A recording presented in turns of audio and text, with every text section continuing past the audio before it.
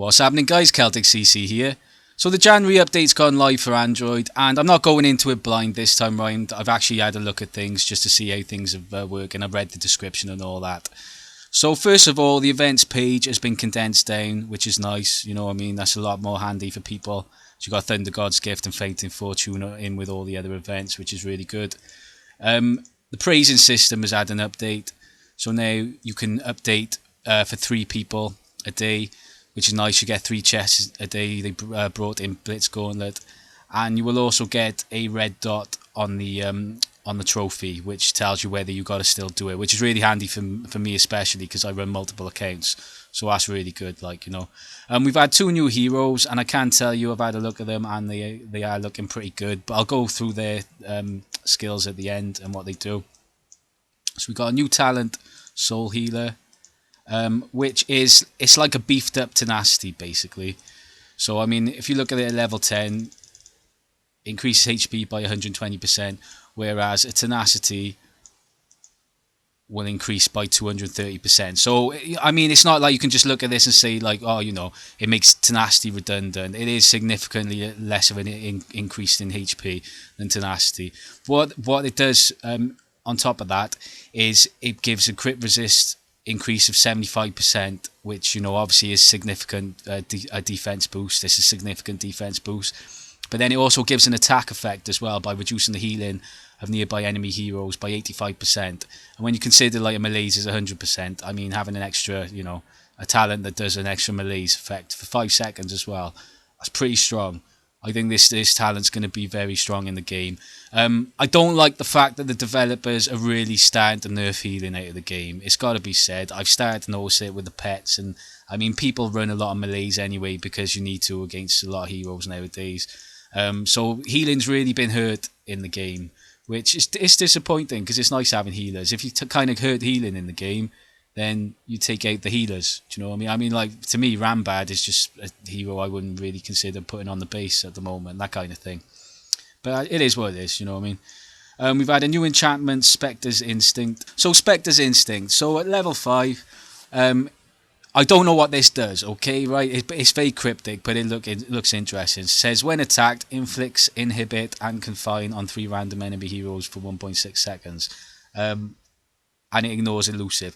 I haven't got a clue what this does. It sounds a bit like something like Entangle, but inhibit and confine is something new to the game. So I'll be interested to see what that does, you know. That's kind of like quite a fun little enchantment there. I'll be wanting to put it on a hero just to see what it does. But we'll have to wait and see, like, you know, what it does. We've had 2, no, not 2 new, well, yeah, 2 new super pets, sorry, because you get the mutant form. So Bellicose Bull. So Bellicose Bull and its mutant form, what it does, Bloody Vengeance, deals 280% pet attack damage to a random enemy hero and enemy heroes near the target every 5 seconds. Also increases their damage received by 4%. That might increase when the skill goes up. It probably will. Like, when Bellicose Bull is in play, it deals 12% more damage to nearby enemy heroes every 1 second. So I mean, as a super pet, it doesn't sound that amazing compared to some of the others we've had. It could be quite good. It will get used, obviously. I mean, increasing damage received can be strong for things like Archdemon as well. So that's, you know, that's quite significant. Okay, so we've had the 2 new hero skins for the 2 new heroes. Let's have a look at the 2 new heroes first before I show you the skins. So you got Valiant Saintess and Ice Lady. And these are the skins. So for Valiant Saintess, you got Fiery Angel, which is really badass. I really like that. It's really cool. Ice Lady, Blood Scythe. I mean, she doesn't look like an Ice Lady anymore, but I mean, they do stuff like, they do weird stuff with the skins sometimes. She's gone sort of Victorian styly with insane hair. So yeah, I mean, the skins are cool. Yeah, I really like the Valiant Saintess one. The Ice Lady one, I don't think it's as good as her original form. So we've had an update to Hero Trials, and it's a really nice update. It's got to be said. I really like the Hero Trial update. It's excellent. Right, so now we can go up to level 10. So the increased rewards, if you look at that, I mean, you can get extra gems, extra honor badges, of course. The soul stones kind of stay the same. And the heroes that have been brought in, Storm Eater was the last one we had. We've now got Asura, Mahatma, Commodore, Plant Warrior, Rosaline, which is awesome, Ripper, Svalin, Occultist, Phobos and Queen Wasp. So that's gonna be amazing for free to play. I mean, the reality of it is though, I mean, if you know how difficult it is to get a Storm Eater, these will probably be a total, like, 1 in 100 or something. They'll pop up, that kind of thing. Maybe a bit better than that, perhaps. But that's the only thing about it. But it's still cool to see them in there. They'll probably be really difficult as well. Imagine like a load of Rippers or Phoboses or Rosalines coming at you. It's probably really difficult to clear stage 10 with that. So you might have to start thinking ahead to better base setups and tactics for doing hero trials. I mean, at the moment I can clear level 9 no problem and not have to think about it with the team I got. So it adds an extra bit of thinking into the game perhaps. We've had an update to Lost Realm, and I haven't done any Lost Realm yet, so I can't notice the new rewards. They added new monsters to Lost Realm, increased production and storage of blue crystals and crystal mine and battle altar. They've added new items in the merchant and increased rewards for boss and other monsters. I haven't managed to get a merchant yet, but it'd be interesting to see what we get in there. The adjustments, they've optimized line of defense. So now they've added a monster route and adjusted the event duration to 7 days. I'm not surprised to see it drop down to 7 days. They gave Crystal Wraith away very easily. People figured out how to do line defense quite quickly, and it was a breeze getting the new hero. IGG have learned their lesson. I'm not surprised to see that drop to 7 days. There's a talent UI updated interface, which I'm still stuck as to what it is. I've had a look. I can't see what's going on with it, where there's been a change. I haven't got a clue, so I don't know what's going on with that one.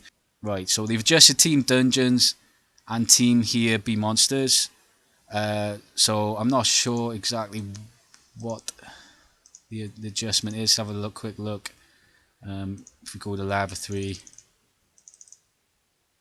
oh God, I'm gonna have to do some Lava 3. I forgot about that. And I can't see any adjustments here in the rewards, so I'm not sure what's been changed. But it says there's some adjustments, so I'm sure we'll find out eventually after playing it.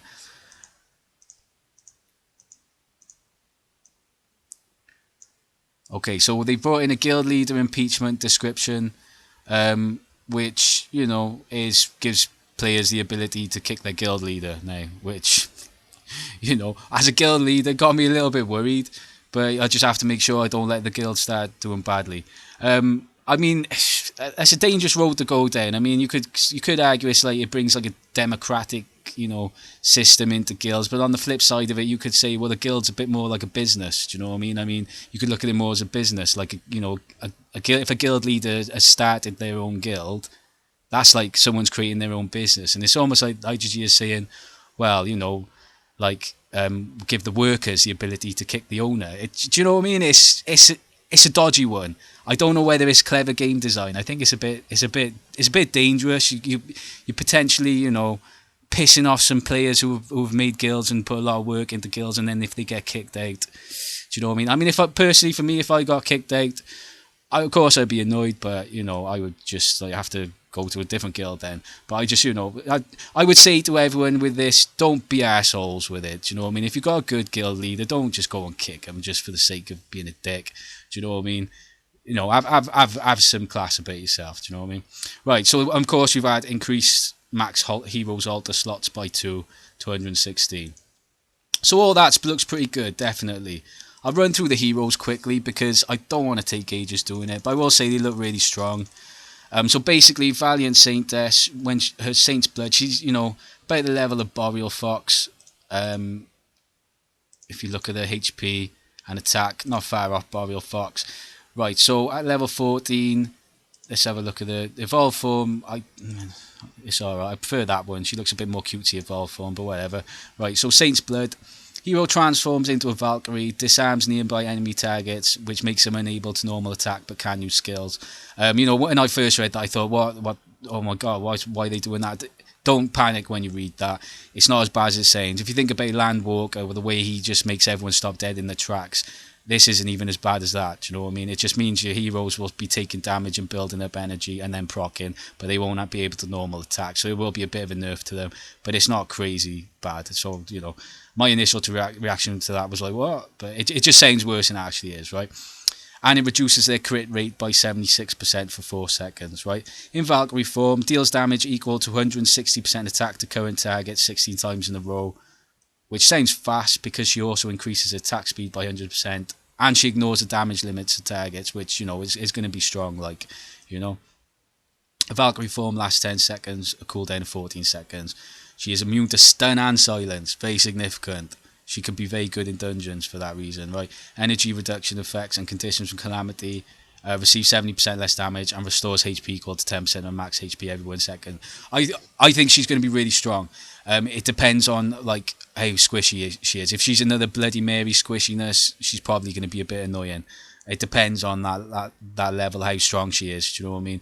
I mean, without damage caps in the game now, you know, our heroes can kind of tend to be, you know, okay in places, and sometimes they can be terrible. Like my Bloody Mary's a nightmare. She dies all the time. Right. So, Biting Wrath of the Ice Lady. I like a Revolve form. It's very cool. I think it's got to be said, the artwork on both heroes is excellent. They both look really cool. Right. So a level 14 Biting Wrath deals 840% attack damage to enemy targets in a cross-shaped area, which sounds similar to Svalin. Also increases attack and attack speed of allied heroes by 66% for 4 seconds. You know, so she's a buffer. Attack and attack speed. I mean, attack speed is significant, especially for, you know, it's a slight pumpkin juke style effect, isn't it? So, cooldown is 6 seconds. Hero summons a shield on himself every 6 seconds, gaining invulnerability and immunity to stun, freeze, petrify, and entangle for 2.5 seconds. That sounds strong. Do you know what I mean? Immunity to stun and freeze and petrify and entangle is definitely strong. What she does, which is very interesting, is she will reduce the dodge rate of all nearby enemy targets by 40% every 1 second for 3 seconds. Obviously, a lot of people run a lot of dodge in the game. Dodge is a very, you know, popular trait. You get a lot of it in Destiny as well and stuff like that. So reducing all the heroes that she's attacking, and if it's an AoE effect, by reducing their dodge rate by 40%, potentially very strong. Oh, just a little side note as well, guys. Something I noticed which is quite funny in the description of Ice Lady. It says hero summons a shield on himself, which means either IGG have made a mistake there when it should have been on herself, or it means Ice Lady is officially Castle Clash's first drag queen hero. Those are definitely potential pecs there, no doubt about it. But they both look like they could be very strong and decent. I can definitely see Ice Lady as a, you know, for free-to-play players rolling for being excellent. So on the whole, yeah, it's a pretty good update by the looks of it. There's a couple of things I'm not sure about. I'm still not sure about the talent UI. I'm not sure what that's about. The Hero Trials update looks good. The 2 new heroes look excellent. The update to Lost Realm Merchant, I'm looking forward to finding out what that's about.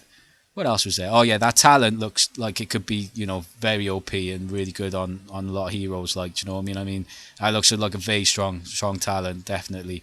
And the enchantment looks interesting. Be interested to find out what's going on with that. Anything else I'm missing? No. So on the whole, guys, it looks like a decent update. Yeah, they looks like they've done a good job with this one, and it'd be interesting to see, you know, how good the new heroes are. So happy days. All right, and cheers.